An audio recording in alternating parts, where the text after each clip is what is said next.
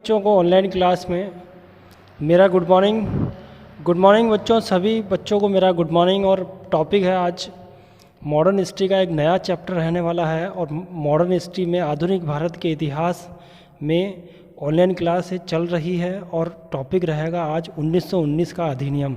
आप सब जो है बड़े ध्यान से देखेंगे 1919 का शासन अधिनियम क्या होता है। 1919 का शासन अधिनियम क्या होता है। बोर्ड पे ध्यान होगा सभी बच्चों का। सभी बच्चे ध्यान से इस वीडियो को देखेंगे। 1919 का शासन अधिनियम, 1919 का शासन अधिनियम। अधिनियम भारत में अंग्रेजों के द्वारा ब्रिटिश पार्लियामेंट में 1919 का अधिनियम आया था। 1919 के अधिनियम को द्वैध शासन अधिनियम भी कहा जाता है। 1919 के अधिनियम को द्वैध शासन का अधिनियम भी कहा जाता है। यहाँ 1919 के अधिनियम, 1919 का अधिनियम में सबसे पहले हम ये देखेंगे 1917 ईस्वी में इसके मूल सिद्धांत पारित किए गए थे। इसके कौन से सिद्धांत? मूल सिद्धांत पारित किए गए थे बच्चों। मूल सिद्धांत पारित किए गए थे। किसने किया था? और इस समय मॉन्टेग्यू था। और मॉन्टेग्यू ने 1917 में मूल सिद्धांत पारित किए थे। मूल सिद्धांत क्या होते हैं? मूल सिद्धांत कौन कौन से सिद्धांत हैं? 1917 में ही ये डिसाइड कर लिया था कि भारत के अंदर 1919 में एक अधिनियम आएगा और ये 1919 का अधिनियम द्वैध शासन अधिनियम भी कहलाएगा। 1919 के शासन के अधिनियम में 1917 में मूल सिद्धांत मॉन्टेग्यू ने पारित किया था। मूल सिद्धांतों में हम पहला सिद्धांत कौन सा है? भारत जो है वो ब्रिटिश भारत का अंग रहेगा। भारत जो है वो ब्रिटिश भारत का अंग रहेगा, पहला सिद्धांत है। दूसरा सिद्धांत क्या है बच्चों? दूसरा सिद्धांत क्या है? भारत में अब क्या होगा? अब एक उत्तरदायी सरकार की स्थापना की जाएगी। उत्तरदायी सरकार की स्थापना क्रमिक और धीरे धीरे भारत के लोगों को उत्तरदायी शासन सौंप दिया जाएगा। ये कौन से नंबर की? ये दूसरे नंबर की विशेषता थी। तीसरे नंबर की क्या विशेषता है? भारत में अब स्वशासन जैसी संस्थाओं का विकास किया जाएगा। चौथी विशेषता क्या है? भारत में अब कल्याणकारी और उत्तरदायी प्रशासन सौंपा जाएगा। यहाँ भारत में अब क्या होगा? भारत में अब प्रशासन में भारत के लोगों को प्रशासन में अधिक से अधिक स्थान दिया जाएगा।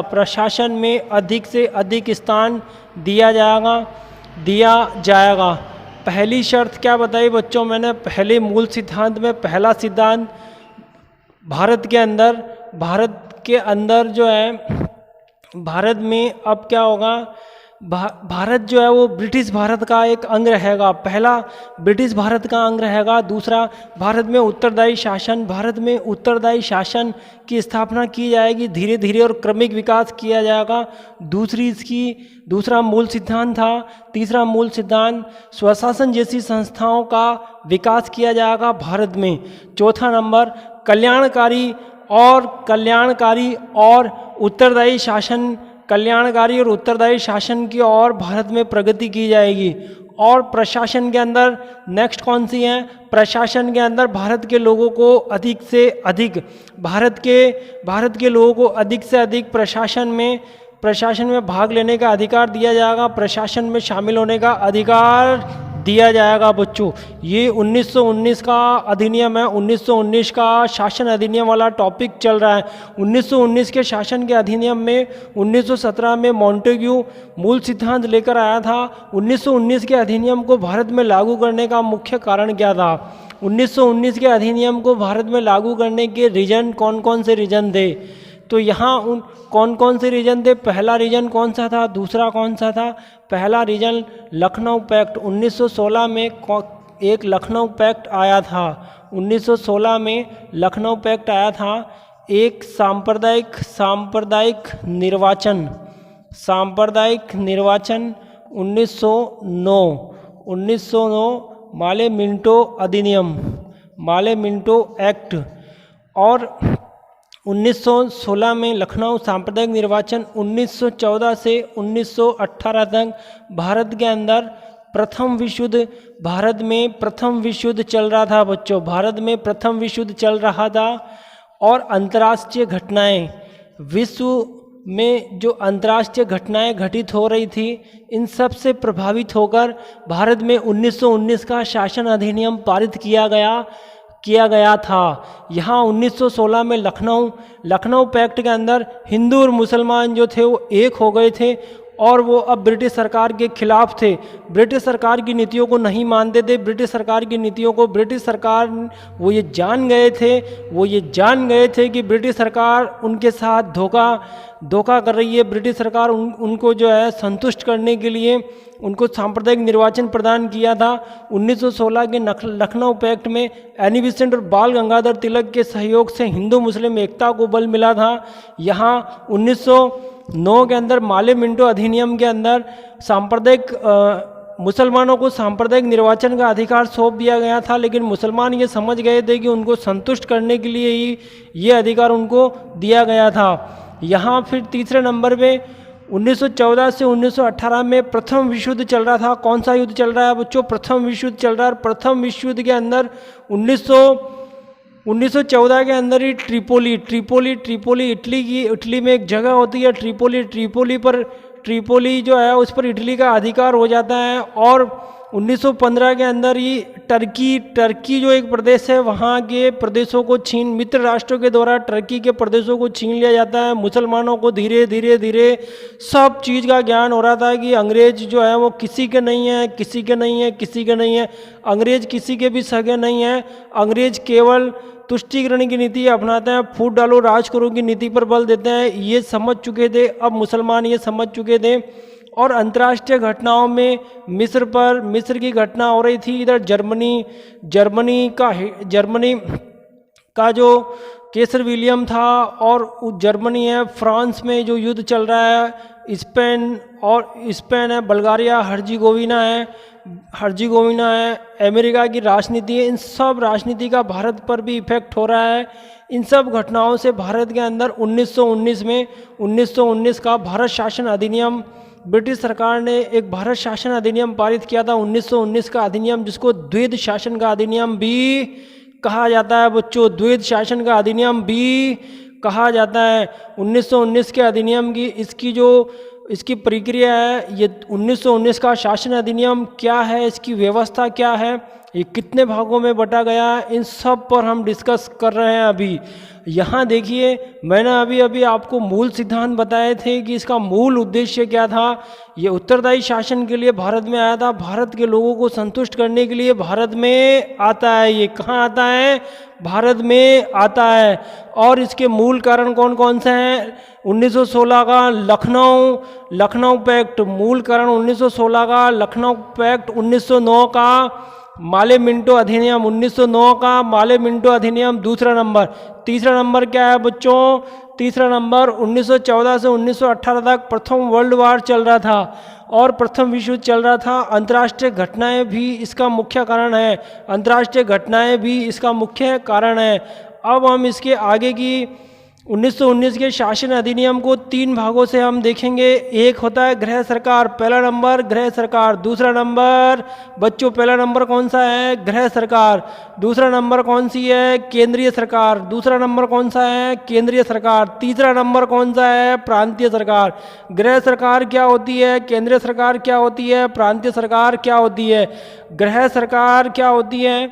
गृह सरकार क्या होती है? गृह सरकार क्या होती है? प्रांतीय। केंद्रीय सरकार क्या होती है? प्रांतीय सरकार क्या होती है? इन तीनों का हम यहाँ तीनों पर बातचीत कर रहे हैं। पहला नंबर मैंने लिखा गृह सरकार। मैंने क्या लिखा बच्चों यहाँ पे? मैं यहाँ क्या लिख रहा हूँ? गृह सरकार। ठीक है। दूसरे नंबर पे केंद्रीय सरकार। दूसरा नंबर पे कौन सी सरकार है? केंद्रीय सरकार है। तीसरे नंबर पे कौन सी सरकार है? प्रांतीय सरकार है। तीसरे नंबर पे प्रांतीय सरकार है। गृह सरकार है, केंद्रीय सरकार है, प्रांतीय सरकार है। गृह सरकार क्या होती है?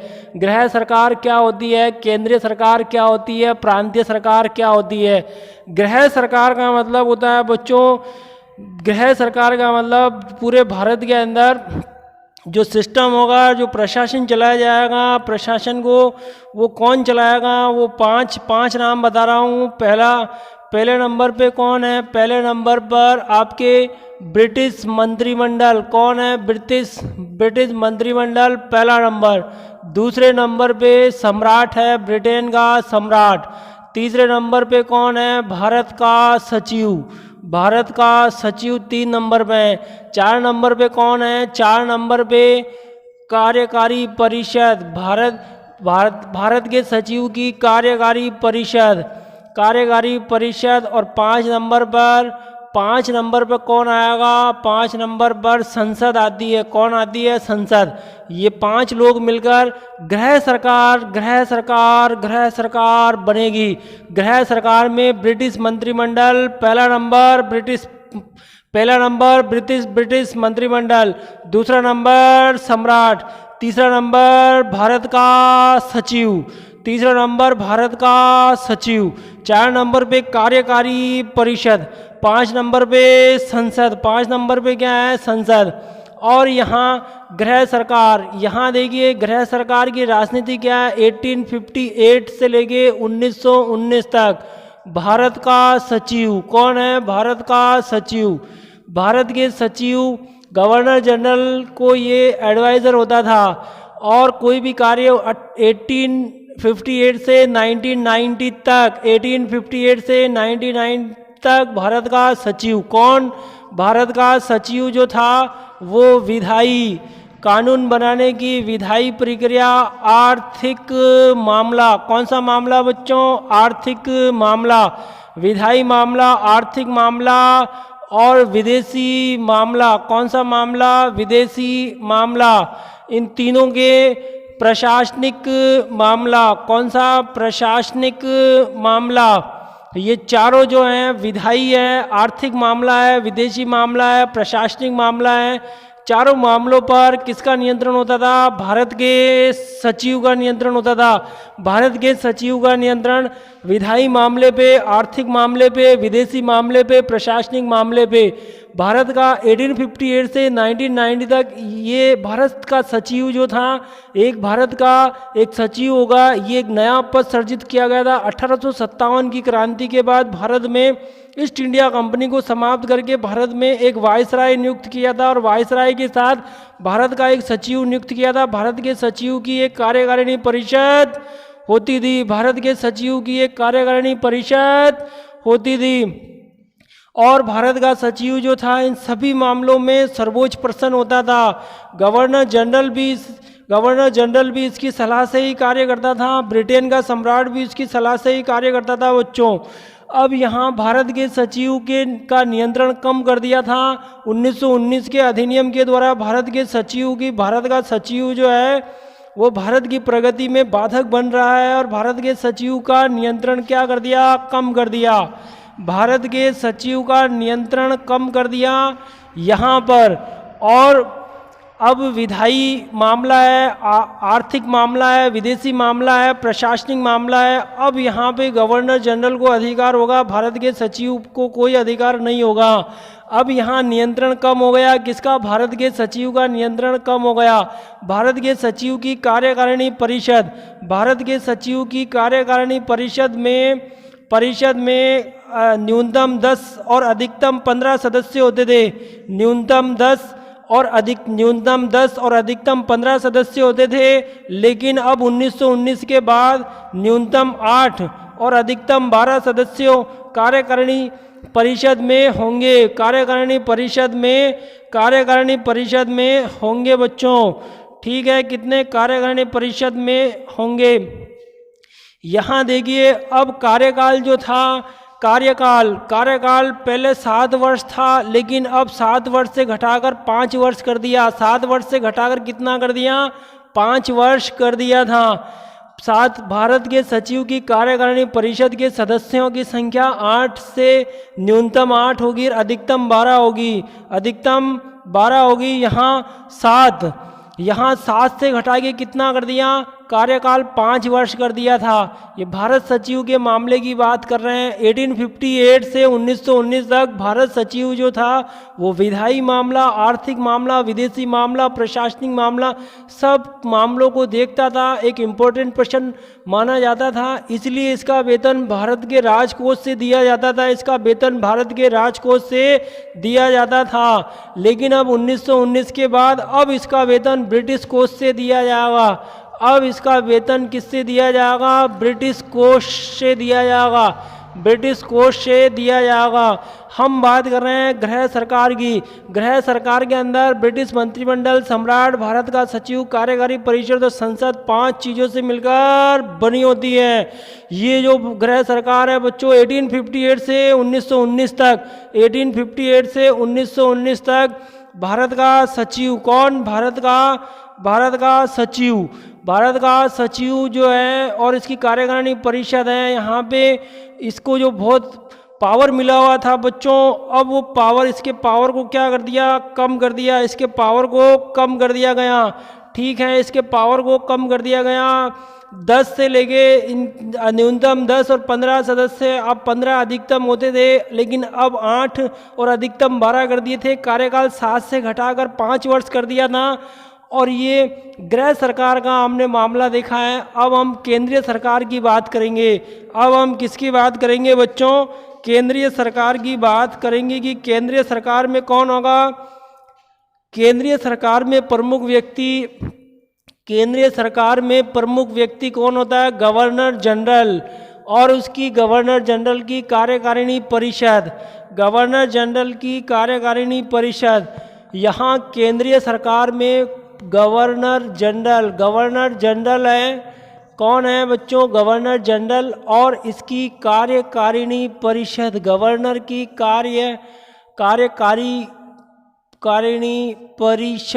कार्यकारिणी परिषद। यहाँ गवर्नर जनरल कार्यकारिणी परिषद जो होती है वो एक सलाहकार होती है। कार्यकारिणी परिषद की सलाह से ही गवर्नर जनरल प्रशासनिक कार्यों में, आर्थिक मामलों में, विदेशी मामलों में, राजनीतिक मामलों को ये देखता है बच्चों। इनकी सदस्य संख्या कितनी होती है? कार्यकारिणी परिषद की सदस्य संख्या 6 होती है। कितनी होती है? 6 होती है बच्चों, 6 होती है। और इनमें 6 सदस्यों में से 3 सदस्य कौन होते हैं? 3 सदस्य भारतीय होते हैं। कौन होते हैं?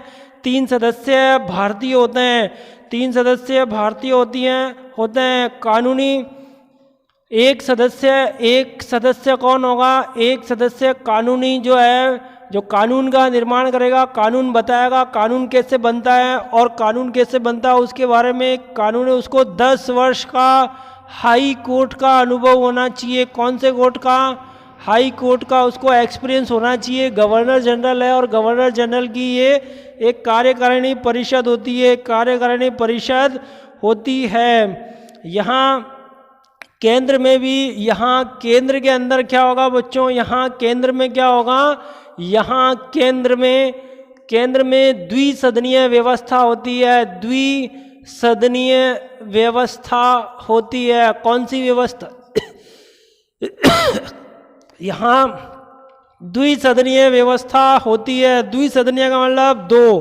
द्विसदनीय का मतलब कितना होता है? 2 प्रकार की, एक विधानसभा और दूसरी राज्यसभा। एक विधानसभा और दूसरी राज्यसभा।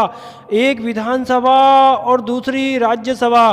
केंद्रीय स्तर पर अंग कितने होते हैं? 3 अंग होते हैं। एक कौन सा होता है? Governor general. दूसरा विधानसभा। तीसरा राज्यसभा। गवर्नर जनरल, विधानसभा और राज्यसभा, ये कितने हैं बच्चों? 3। और ये 3 मिलकर केंद्र के 3 अंग माने जाते हैं। कितने अंग माने जाते हैं? केंद्र में 3 अंग माने जाते हैं। 3 अंग।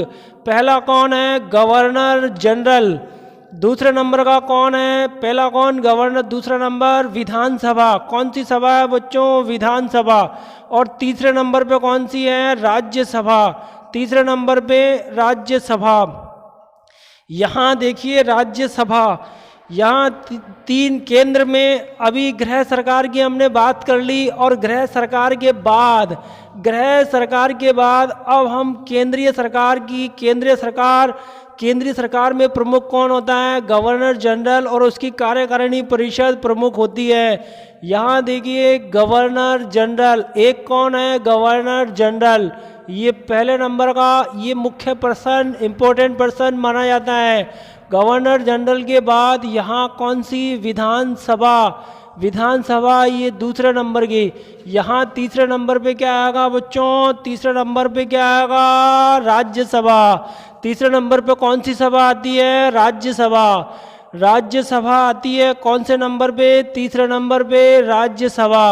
राज्यसभा एक स्थायी सभा है, और ये विधानसभा एक निम्न सभा कहलाती है। कौन सी? निम्न सभा। ये उच्च सदन कहलाएगा, उच्च सदन।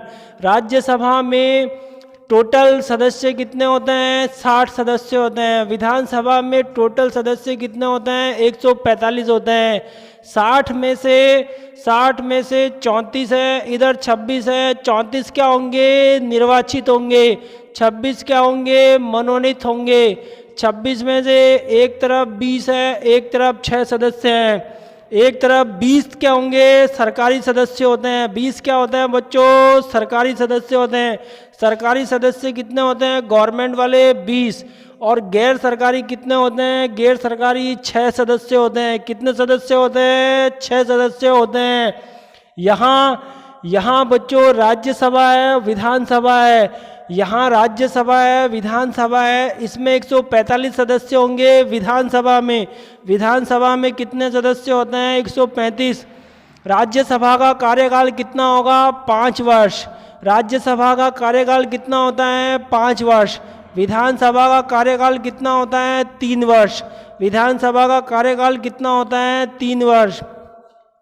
यहाँ देखिए बच्चों, यहाँ गवर्नर जनरल और इसकी कार्यकारिणी, इसकी क्या होती है? कार्यकारिणी होती है। और गवर्नर जनरल के भी एक कार्यकारिणी परिषद, और एक होता है कार्यकारिणी मंत्रीगण। इसमें 2 होती है। कार्यकारिणी परिषद गवर्नर जनरल की एडवाइजर होती है, और कार्यकारी मंत्रीगण जो भारत से मंत्री को जो चयनित किया जाता है वो मंत्रीगण में आते हैं। यहाँ गवर्नर जनरल को वीटो पावर मिला हुआ है। गवर्नर जनरल ही ये तय करता है कि कौन सा विधेयक पारित होगा। गवर्नर जनरल एज ए राष्ट्रपति के रूप में कार्य करेगा। वर्तमान में जैसे राष्ट्रपति का जो विधेयक पारित होता है तो राष्ट्रपति के सिग्नेचर होना बहुत जरूरी है, उसी प्रकार कोई भी विधेयक पारित किया जाएगा तो विधानसभा में जाएगा, राज्यसभा में जाता है या कहीं भी जाएगा तो गवर्नर जनरल उस पर संज्ञान लेगा। गवर्नर जनरल उस पर संज्ञान लेगा, उसके सिग्नेचर के बगैर वो पारित नहीं होता है, उसके बगैर वो पारित नहीं होता है। ये जो व्यवस्था है बच्चों, ये केंद्रीय स्तर की व्यवस्था है। ये कौन से स्तर की व्यवस्था है? ये केंद्रीय स्तर की व्यवस्था है। गृह सरकार की मैंने अभी अभी थोड़ी देर पहले आपको बताई थी, भारत के सचिव का नियंत्रण जो है वो कम कर दिया था। अब क्या है कि भारत के ब्रिटेन के अंदर एक हाई कमिश्नर की नियुक्ति की गई थी बच्चों। किसकी?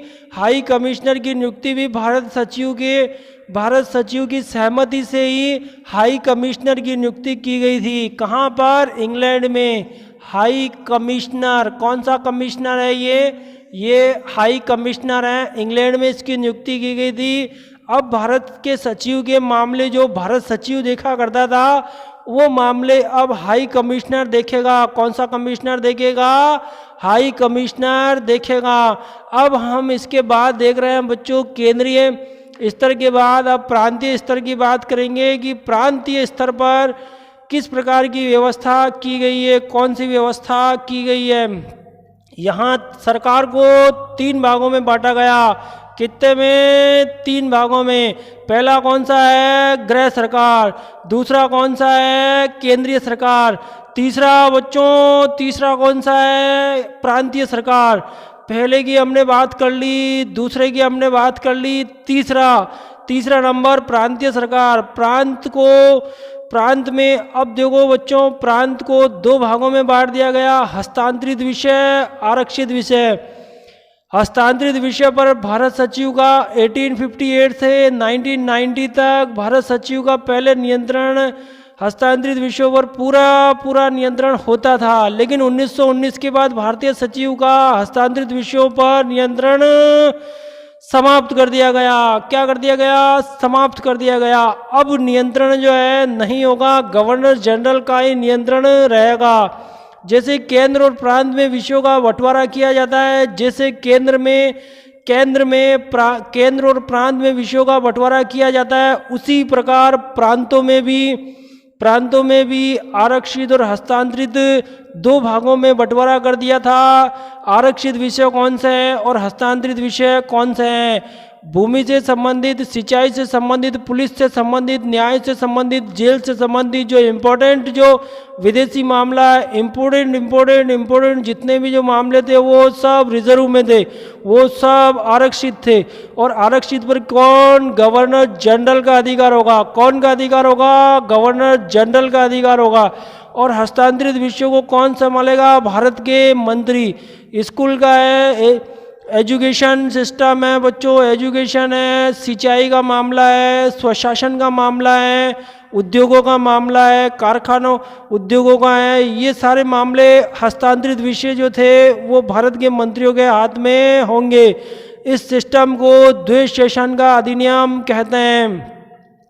ये प्रांतीय सरकार वाला टॉपिक जो है बच्चों ये चल रहा है। और अब वीडियो जो है नेक्स्ट वीडियो में हम देखेंगे प्रांतीय सरकार का डिटेल से हम इसको पढ़ेंगे कि द्वैध शासन अधिनियम क्या है, द्वैध शासन अधिनियम का संस्थापक कौन था, द्वैध शासन अधिनियम की विशेषताएं क्या क्या थी, द्वैध शासन अधिनियम की कमियां कौन कौन सी थी। आज के लिए बस इतना ही। आप ऑनलाइन क्लास लेते रहिए, अपने गुरुजनों का हौसला बढ़ाते रहिए। और बच्चों ऑनलाइन क्लास में हम आपको निरंतर वीडियो भेज रहे हैं और आप वीडियो देखते रहिए। Thank you very much. Okay.